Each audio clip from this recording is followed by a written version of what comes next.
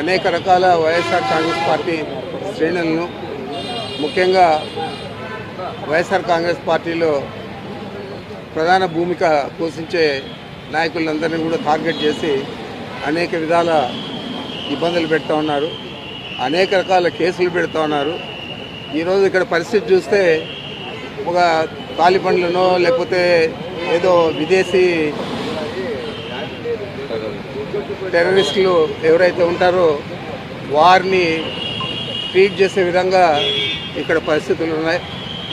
మరి ఒక ప్రజాప్రతినిధికి ఇవ్వాల్సిన గౌరవాన్ని ప్రజాప్రతినిధులుగా ఉన్న చంద్రబాబు నాయుడు కానీ వారి మంత్రివర్గ సభ్యులు కానీ ఎందుకు విస్మరిస్తూ ఉన్నారు నాకు అర్థం కావడం లేదు. మరి ఇది ఇలాగే కొనసాగిన ఇబ్బంది లేదు.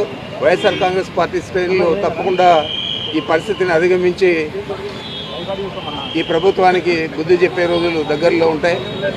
మరి నేను ఒకటే చెప్తా ఉన్నాను, ఒక ప్రజాప్రతినిధులకు న్యాయపరంగా ఇవ్వాల్సిన సౌకర్యాలన్నీ కూడా ఇవ్వాలా పని లేదా? వారిని టెర్రరిస్టుల మాదిరి చూసి ఆ విధంగా మీరు వారిని ట్రీట్ చేస్తారా? ఇది మంచి పద్ధతి అని నేను అడుగుతూ ఉన్నాను. ఏదేమైనా కూడా ఈ ప్రభుత్వం తీసుకునే చర్యలన్నీ కూడా మేము ఖండిస్తూ ఉన్నాం. మీరు చేసే ఈ తప్పుడు విధానాలు రాబోయే రోజుల్లో ఇది ఒక అలవాటుగా మిగతా ప్రభుత్వాలకు కూడా మారకూడదని చెప్పి నేను తెలియజేస్తా ఉన్నా. తప్పకుండా ప్రజాప్రతినిధులకు ఇవ్వాల్సిన గౌరవాన్ని, వారికి ఇవ్వాల్సిన ప్రాముఖ్యతను, వారికి కల్పించాల్సిన సదుపాయాలు కల్పించాలని పదే పదే నేను మీ ద్వారా తెలియజేస్తా ఉన్నాను.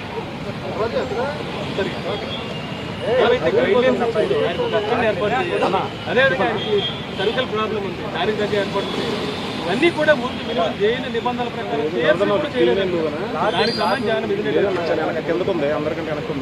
మరి మిథున్ రెడ్డి గారు ఎలాంటి ఇబ్బంది అయినా కూడా ఎదుర్కొంటాడు తప్ప నాకు ఆ సౌకర్యం కావాలా ఈ సౌకర్యం కావాలా అని చెప్పే వ్యక్తి కాదు. ఇప్పుడు కూడా ఆయన ఏం కూడా నాకు చెప్పలేదు. అయితే ఇక్కడ ఉన్న పరిస్థితుల దృష్ట్యా అక్కడ ప్రభుత్వం న్యాయపరంగా కల్పించిన సౌకర్యాలను కూడా అందజేసే పరిస్థితుల్లో లేదంటే ఈ ప్రభుత్వం ఏ విధంగా పనిచేస్తూ ఉందో, ఎంత ఖర్చుపూరితంగా వ్యవహారం చేస్తూ ఉందో అది మీ దృష్టికి తెస్తా ఉన్నాను. ఆయన బాగున్నాడు, సంతోషంగా ఉన్నాడు. 3 పూట్ల భోజనానికి ఇంటి భోజనానికి ఒప్పుకున్నారా? రూమ్లో టీవీ అలాంటిది ఏం లేదు. 3 పూట్ల భోజనం లేదు. ఒక పూట భోజనానికి ప్రభుత్వం అదే న్యాయస్థానం అది పర్మిషన్ ఇచ్చింది కాబట్టి ఆ విధంగా అలో చేస్తారని నేను అనుకుంటా ఉన్నాను. అయితే ఏం లేదు, ఈరోజు ఏమన్నా చేస్తారేమో తెలియాలి. పార్లమెంట్ సెషన్ ఖచ్చితంగా చూడాల్సి ఉందని చెప్పి అందులో పొందుపరిచారు. అంటే అది వెసులుబాటు తీసుకుంటారంటారా? చూడాలి, ఎంపీగా ఉన్నారు కాబట్టి ఈరోజు చూడాలి. ఒకవేళ కనుక నిబంధనలకు ఒప్పుకోకపోతే అంటే ఏ రకంగా ముందుకెళ్ళబోతున్నారు? ఒక ప్రజాప్రతినిధి నిబంధనలు మీరు వెళ్ళారు, మళ్ళా న్యాయస్థానాలని ఆశ్రయిస్తాను.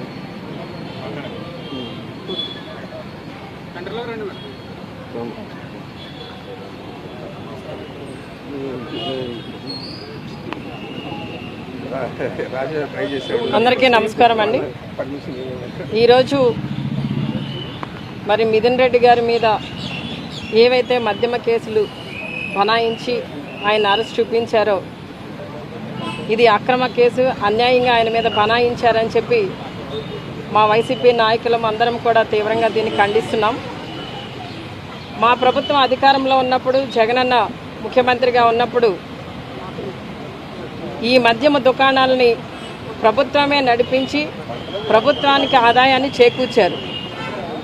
ఆ రోజున మరి ఆ విధంగా నడిచిన ఈ మద్యమ షాపులు మరి వాటిలో ఈ రోజున స్కామ్ జరిగిందని చెప్పి లేనిపోని నిందలన్నీ కూడా మా ఎంపీ మిథున్ రెడ్డి గారి మీద మోపి ఆయన్ని ఈ విధంగా మరి జైలు పాలు చేయడం అనేది నిజంగా మరి మేమందరం కూడా బాధపడుతూ మరి మేమంతా ఆయన పక్షాన నిలబడుతూ ఆయనకు సపోర్ట్గా ఉండడం జరిగింది.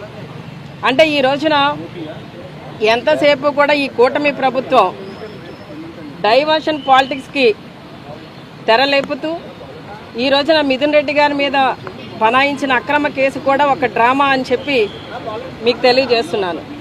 అంటే గతంలో మా ప్రభుత్వం అధికారంలో ఉన్నప్పుడు మేము ఎటువంటి డిస్టిలరీకి కూడా పర్మిషన్స్ ఇవ్వలేదు. మా ప్రభుత్వం అధికారంలో ఉన్నప్పుడే మేము మద్యం దుకాణాలని 30% తగ్గించడం జరిగింది. మా ప్రభుత్వం అధికారంలో ఉన్నప్పుడే బెల్ట్ షాపులన్నింటినీ కూడా రద్దు చేయడం జరిగింది. అంటే మేము మద్యాన్ని నియంత్రించడం జరిగింది. ఇంత కట్టడిగా చక్కగా మద్యం షాపుల్ని అంటే ప్రతి ఒక్కరికి కూడా అందుబాటులో ఉండకుండా ఆ రోజున ధరలు కూడా పెంచడంతో మద్యం నియంత్రణ అనేది చక్కగా జరిగింది. అలాంటి పరిస్థితిలో మధ్యవర్తులు ఎవరూ లేని పరిస్థితిలో మరి ఈ మద్యం దుకాణాల్లో ఏ విధమైన స్కామ్ జరిగిందని మేము మీ ద్వారా ప్రశ్నిస్తున్నాను ప్రభుత్వాన్ని. అంటే ఈ రోజున మధ్యవర్తుల ద్వారా ఈ మద్యం దుకాణాలను నడిపేది ఎవరు? ఈ కూటమి ప్రభుత్వమే కదా. మరి అలా అయితే ఇప్పుడు కూడా జరగాలి కదా స్కామ్ అనేది. ఈ రోజున మేమంతా కూడా ఈ ఏదైతే మిథున్ రెడ్డి గారిని అరెస్ట్ చూపించారో, ఆయన మీద అక్రమ కేసులు ఏవైతే బనాయించారో ఇవన్నీ కూడా డైవర్షన్ పాలిటిక్స్కి మాత్రమే తప్ప ఈ రోజున వాళ్ళకి ఇచ్చే హామీలు ఏమీ నెరవేర్చలేని పరిస్థితిలో ఉన్నారు. కాబట్టి రోజుకొక డ్రామాకి తెరలేపుతున్నారు.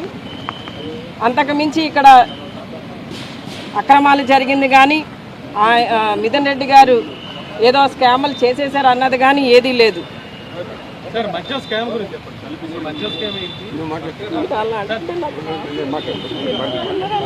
ఈ రోజున మిథున్ రెడ్డి గారిని ఇంత దారుణంగా అక్రమంగా అరెస్ట్ చేసి ప్రతిపక్ష నోరులు నొక్కే కార్యక్రమము ఇవాళ ఆంధ్రప్రదేశ్ ప్రభుత్వం చేస్తూ ఉంది. ఇవాళ జగనన్న వారియర్స్ మేమంతా కూడా ఖచ్చితంగా మీరు ఎన్ని అరెస్టులు చేసినా ఏం చేసినా ఎక్కడా కూడా వెనికేది లేదు, జడిసేది లేదు. ఇవాళ ఖచ్చితంగా మేమంతా కూడా పోరాడతాము. మిథున్ రెడ్డి గారికి బాసటగా ఆంధ్రప్రదేశ్ వ్యాప్తంగా వైఎస్ఆర్సీపీ ప్రతి ఒక్క శ్రేణి కూడా నడుం కట్టి ముందుకున్నామని ఈ సందర్భంగా తెలియపరుస్తూ, ఇవాళ ఆంధ్రప్రదేశ్ రాష్ట్రంలో జరిగేది ఇప్పుడు జరుగుతోంది స్కామ్. గత ప్రభుత్వంలో చంద్రబాబు నాయుడు గారు ముఖ్యమంత్రి కింద ఉన్నప్పుడు డిస్టిలరీస్ కి ప్రివిలేజ్ ఫీ అనేది తగ్గించారు. 3,000 కోట్ల రూపాయలు ప్రివిలేజ్ ఫీ తగ్గించి అప్పుడు క్విడ్ ప్రోకో జరిగింది. మళ్ళీ ఇప్పుడు సిండికేట్లతో ఏ రకంగా వ్యవహారం చేస్తూ ఉన్నారు. గతంలో లిక్కర్ సేల్స్ గణనీయంగా తగ్గింది, లిక్కర్ అమ్మకాలు గణనీయంగా తగ్గింది, రెవెన్యూ గణనీయంగా పెరిగింది. మరి ఈ రకంగా జరిగినప్పుడు స్కామ్ ఏ రకంగా జరిగింది? ఒక్క డిస్టిలరీకి అయినా పర్మిషన్ ఇచ్చామా? గతంలో చంద్రబాబు నాయుడు గారు కేవలం కొన్ని హ్యాండ్ పిక్ డిస్టిలరీలకు పర్మిషన్లు ఇచ్చి అక్కడి నుంచి స్కాములు జరిగినాయి. కానీ ఇప్పుడు మా ప్రభుత్వంలో గతంలో చంద్రబాబు నాయుడు గారు దిగిపోయే టైంకి 16,600 కోట్ల రూపాయలు సంవత్సరానికి ఆదాయం ఉంటే జగన్మోహన్ రెడ్డి గారు దిగిపోయే టైంకి 24,700 కోట్ల రూపాయల ఆదాయం పెరిగింది. 25,000 కోట్ల రూపాయల ఆదాయం పెరిగినప్పుడు అసలు గవర్నమెంట్ ఎక్స్చెక్కర్కి సుమారుగా 1,000 కోట్ల రూపాయల ఆదాయం పెరిగినప్పుడు స్కామ్ అని మీరు ఏ రకంగా అంటారని అడుగుతా ఉన్నాం. ఇది కేవలం కక్షపూరితంగా జరిగింది. గతంలో స్కిల్ డెవలప్మెంట్ స్కామ్ జరిగినప్పుడు 370 కోట్ల రూపాయలు గవర్నమెంట్ ఎక్స్చెక్కర్ నుంచి నేరుగా డిజైన్ టెక్ కంపెనీకి పంపించారు. ఇవాళ ఎక్కడ జరిగిందని అడుగుతా ఉన్నాం. ఇది పూర్తిగా కక్ష సాధింపు జరుగుతోంది. ఖచ్చితంగా న్యాయ పోరాటాలపైన మాకు నమ్మకం ఉంది. న్యాయ పోరాటం చేస్తాము. ప్రతి వైఎస్ఆర్సీపీ శ్రేణి కూడా మిథున్ అన్నకి అండగా బాసటగా నిలబడతామని ఈ సందర్భంగా తెలియపరుస్తున్నాం. చెప్తాను. వైఎస్ఆర్ కాంగ్రెస్ పార్టీ అధికారంలో ఉన్నప్పుడు మా నాయకుడు ముఖ్యమంత్రిగా జగన్మోహన్ రెడ్డి గారు ఏ డిస్టిలరీకి కానీ పర్మిషన్ ఇచ్చిన దాఖలాలు లేవు.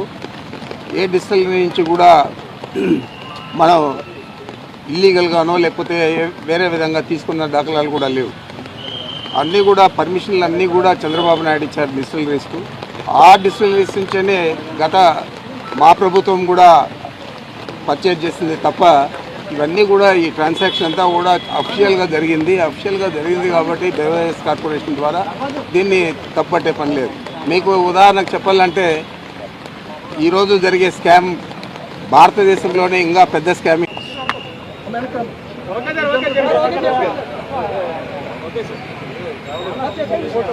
ఈ ప్రభుత్వం ఏర్పడినప్పటి నుంచి కూడా అనేక రకాల వైఎస్ఆర్ కాంగ్రెస్ పార్టీ శ్రేణులను, ముఖ్యంగా వైఎస్ఆర్ కాంగ్రెస్ పార్టీలో ప్రధాన భూమిక పోషించి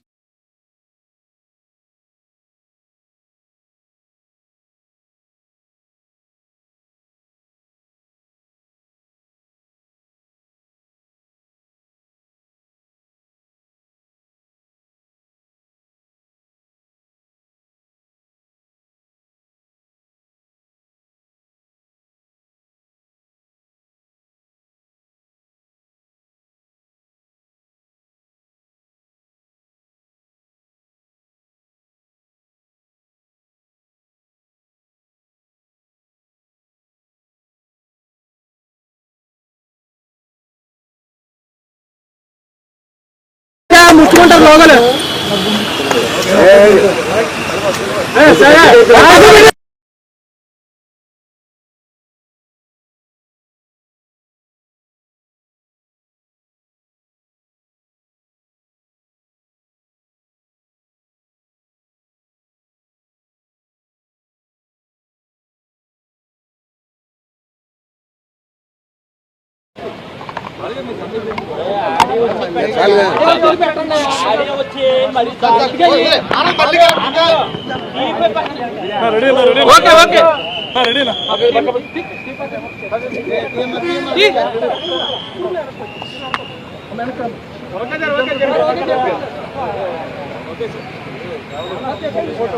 ఈ ప్రభుత్వం ఏర్పడినప్పటి నుంచి కూడా అనేక రకాల వైఎస్ఆర్ కాంగ్రెస్ పార్టీ శ్రేణులను, ముఖ్యంగా వైఎస్ఆర్ కాంగ్రెస్ పార్టీలో ప్రధాన భూమిక పోషించే నాయకులందరినీ కూడా టార్గెట్ చేసి అనేక విధాల ఇబ్బందులు పెడతా ఉన్నారు, అనేక రకాల కేసులు పెడతా ఉన్నారు.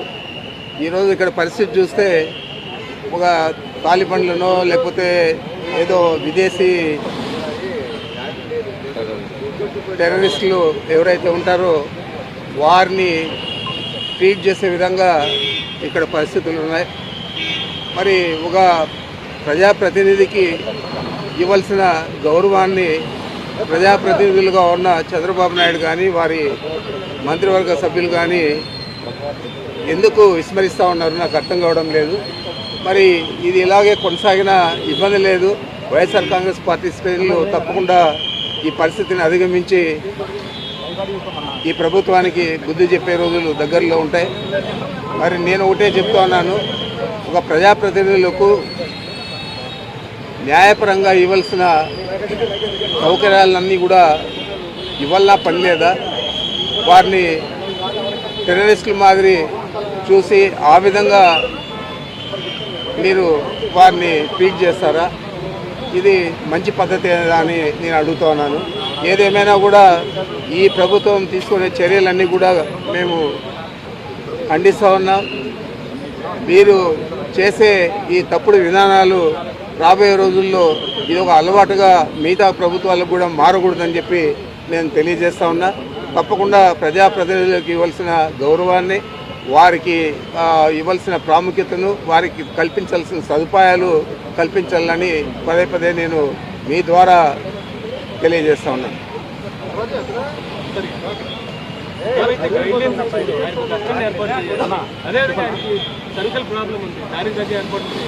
ఇవన్నీ కూడా ముందు జైలు నిబంధనల ప్రకారం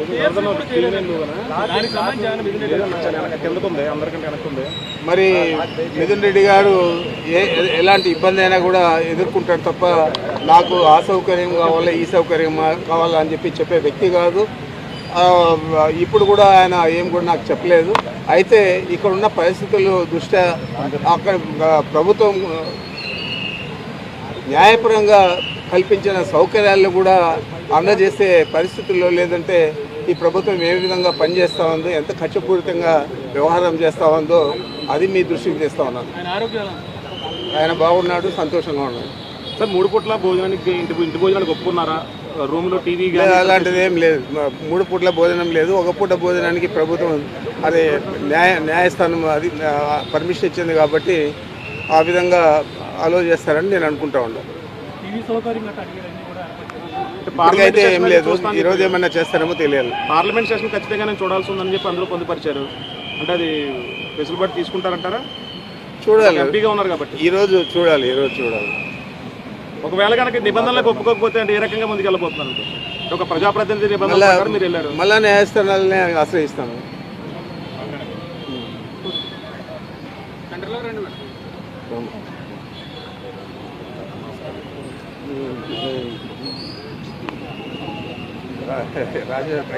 అందరికీ నమస్కారం అండి. ఈరోజు మరి మిథున్ రెడ్డి గారి మీద ఏవైతే మద్యమ కేసులు బనాయించి ఆయన అరెస్ట్ చూపించారో ఇది అక్రమ కేసు, అన్యాయంగా ఆయన మీద బనాయించారని చెప్పి మా వైసీపీ నాయకులం అందరం కూడా తీవ్రంగా దీన్ని ఖండిస్తున్నాం. మా ప్రభుత్వం అధికారంలో ఉన్నప్పుడు, జగనన్న ముఖ్యమంత్రిగా ఉన్నప్పుడు ఈ మద్యమ దుకాణాలని ప్రభుత్వమే నడిపించి ప్రభుత్వానికి ఆదాయాన్ని చేకూర్చారు. ఆ రోజున మరి ఆ విధంగా నడిచిన ఈ మద్యమ షాపులు మరి వాటిలో ఈ రోజున స్కామ్ జరిగిందని చెప్పి లేనిపోని నిందలన్నీ కూడా మా ఎంపీ మిథున్ రెడ్డి గారి మీద మోపి ఆయన్ని ఈ విధంగా మరి జైలు పాలు చేయడం అనేది నిజంగా మరి మేమందరం కూడా బాధపడుతూ మరి మేమంతా ఆయన పక్షాన నిలబడుతూ ఆయనకు సపోర్ట్గా ఉండడం జరిగింది. అంటే ఈ రోజున ఎంతసేపు కూడా ఈ కూటమి ప్రభుత్వం డైవర్షన్ పాలిటిక్స్కి తెరలేపుతూ ఈ రోజున మిథున్ రెడ్డి గారి మీద బనాయించిన అక్రమ కేసు కూడా ఒక డ్రామా అని చెప్పి మీకు తెలియజేస్తున్నాను. అంటే గతంలో మా ప్రభుత్వం అధికారంలో ఉన్నప్పుడు మేము ఎటువంటి డిస్టిలరీకి కూడా పర్మిషన్స్ ఇవ్వలేదు. మా ప్రభుత్వం అధికారంలో ఉన్నప్పుడే మేము మద్యం దుకాణాలని 30% తగ్గించడం జరిగింది. మా ప్రభుత్వం అధికారంలో ఉన్నప్పుడే బెల్ట్ షాపులన్నింటినీ కూడా రద్దు చేయడం జరిగింది. అంటే మేము మద్యాన్ని నియంత్రించడం జరిగింది. ఇంత కట్టడిగా చక్కగా మద్యం షాపుల్ని అంటే ప్రతి ఒక్కరికి కూడా అందుబాటులో ఉండకుండా ఆ రోజున ధరలు కూడా పెంచడంతో మద్యం నియంత్రణ అనేది చక్కగా జరిగింది. అలాంటి పరిస్థితిలో మధ్యవర్తులు ఎవరూ లేని పరిస్థితిలో మరి ఈ మద్యం దుకాణాల్లో ఏ విధమైన స్కామ్ జరిగిందని మేము మీ ద్వారా ప్రశ్నిస్తున్నాను ప్రభుత్వాన్ని. అంటే ఈ రోజున మధ్యవర్తుల ద్వారా ఈ మద్యం దుకాణాలను నడిపేది ఎవరు? ఈ కూటమి ప్రభుత్వమే కదా. మరి అలా అయితే ఇప్పుడు కూడా జరగాలి కదా స్కామ్ అనేది. ఈ రోజున మేమంతా కూడా ఈ ఏదైతే మిథున్ రెడ్డి గారిని అరెస్ట్ చూపించారో ఆయన మీద అక్రమ కేసులు ఏవైతే బనాయించారో ఇవన్నీ కూడా డైవర్షన్ పాలిటిక్స్కి మాత్రమే తప్ప ఈ రోజున వాళ్ళకి ఇచ్చే హామీలు ఏమీ నెరవేర్చలేని పరిస్థితిలో ఉన్నారు కాబట్టి రోజుకొక డ్రామాకి తెరలేపుతున్నారు. అంతకుమించి ఇక్కడ అక్రమాలు జరిగింది కానీ మిథున్ రెడ్డి గారు ఏదో స్కాములు చేసేసారు అన్నది కానీ ఏదీ లేదు.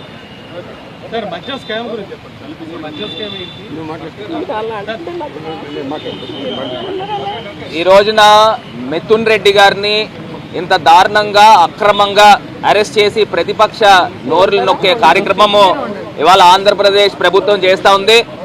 ఇవాళ జగనన్న వారియర్స్ మేమంతా కూడా ఖచ్చితంగా మీరు ఎన్ని అరెస్టులు చేసినా ఏం చేసినా ఎక్కడా కూడా వెనికేది లేదు, జడిసేది లేదు. ఇవాళ ఖచ్చితంగా మేమంతా కూడా పోరాడతాము.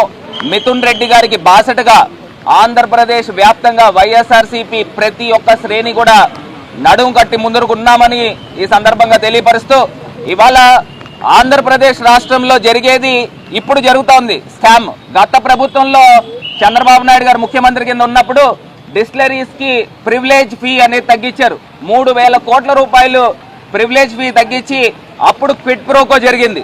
మళ్ళీ ఇప్పుడు సిండికేట్లతో ఏ రకంగా వ్యవహారం చేస్తూ ఉన్నారు. గతంలో లిక్కర్ సేల్స్ గణనీయంగా తగ్గింది, లిక్కర్ అమ్మకాలు గణనీయంగా తగ్గింది, రెవెన్యూ గణనీయంగా పెరిగింది. మరి ఇంత ఈ రకంగా జరిగినప్పుడు స్కామ్ ఏ రకంగా జరిగింది? ఒక్క డిస్టిలరీకి అయినా పర్మిషన్ ఇచ్చామా? గతంలో చంద్రబాబు నాయుడు గారు కేవలం కొన్ని హ్యాండ్ పిక్ డిస్టిలరీలకు పర్మిషన్లు ఇచ్చి అక్కడి నుంచి స్కాములు జరిగినాయి. కానీ ఇప్పుడు మా ప్రభుత్వంలో గతంలో చంద్రబాబు నాయుడు గారు దిగిపోయే టైంకి 16,600 కోట్ల రూపాయలు సంవత్సరానికి ఆదాయం ఉంటే జగన్మోహన్ రెడ్డి గారు దిగిపోయే టైంకి 24,700 కోట్ల రూపాయల ఆదాయం పెరిగింది. 25,000 కోట్ల రూపాయల ఆదాయం పెరిగినప్పుడు అసలు గవర్నమెంట్ ఎక్స్చెక్కర్ కి సుమారుగా 1000 కోట్ల రూపాయల ఆదాయం పెరిగినప్పుడు స్కామ్ అని మీరు ఏ రకంగా అంటారని అడుగుతా ఉన్నాం. ఇది కేవలం కక్షపూరితంగా జరిగింది. గతంలో స్కిల్ డెవలప్మెంట్ స్కామ్ జరిగినప్పుడు 370 కోట్ల రూపాయలు గవర్నమెంట్ ఎక్స్చెక్కర్ నుంచి నేరుగా డిజైన్ టెక్ కంపెనీకి పంపించారు. ఇవాళ ఎక్కడ జరిగిందని అడుగుతా ఉన్నాం. ఇది పూర్తిగా కక్ష సాధింపు జరుగుతా ఉంది. ఖచ్చితంగా న్యాయ పోరాటాలపైన మాకు నమ్మకం ఉంది. న్యాయ పోరాటం చేస్తాము. ప్రతి వైఎస్ఆర్సీపీ శ్రేణి కూడా మిథున్ అన్నకి అండగా బాసటగా నిలబడతామని ఈ సందర్భంగా తెలియపరుస్తున్నాం. 20 డిస్టిలరీలో 14 ఆయన హయాంలోనే చెప్తాను. వైఎస్ఆర్ కాంగ్రెస్ పార్టీ అధికారంలో ఉన్నప్పుడు మా నాయకుడు ముఖ్యమంత్రిగా జగన్మోహన్ రెడ్డి గారు ఏ డిస్టిలరీకి కానీ పర్మిషన్ ఇచ్చిన దాఖలాలు లేవు. ఏ డిస్టిలరీ నుంచి కూడా మనం ఇల్లీగల్గానో లేకపోతే వేరే విధంగా తీసుకున్న దాఖలాలు కూడా లేవు. అన్నీ కూడా పర్మిషన్లు అన్నీ కూడా చంద్రబాబు నాయుడు ఇచ్చారు డిస్టిలరీస్కు. ఆ డిస్టిలరీస్ నుంచేనే గత మా ప్రభుత్వం కూడా పర్చేజ్ చేసింది తప్ప ఇవన్నీ కూడా ఈ ట్రాన్సాక్షన్ అంతా కూడా అఫీషియల్గా జరిగింది కాబట్టి బెవరేజెస్ కార్పొరేషన్ ద్వారా దీన్ని తప్పట్టే పని లేదు. మీకు ఉదాహరణకు చెప్పాలంటే ఈరోజు జరిగే స్కామ్ భారతదేశంలోనే ఇంకా పెద్ద స్కామ్ ఈ లిక్కర్ స్కాము. అక్కడ ఢిల్లీలో ఆ ప్రభుత్వం గవర్నమెంట్ షాపులను తీసి ప్రైవేట్ వ్యక్తులకు ఇచ్చింది. ఇక్కడ మన ప్రభుత్వం జగన్మోహన్ రెడ్డి గారి ప్రభుత్వం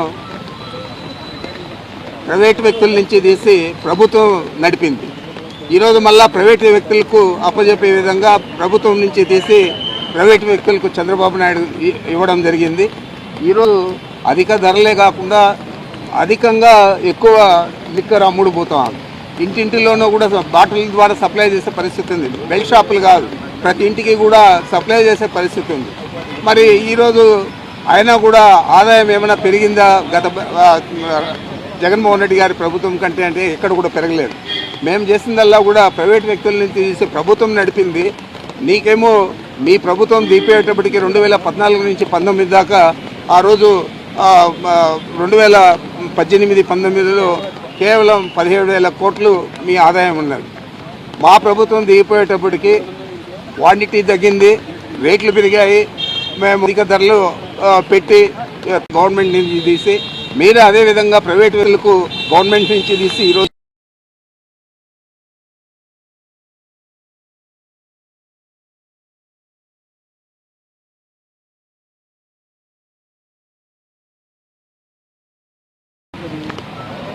గవర్నమెంట్ షాపులను తీసి సప్లై చేసే పరిస్థితి ఉంది. మరి ఈరోజు అయినా కూడా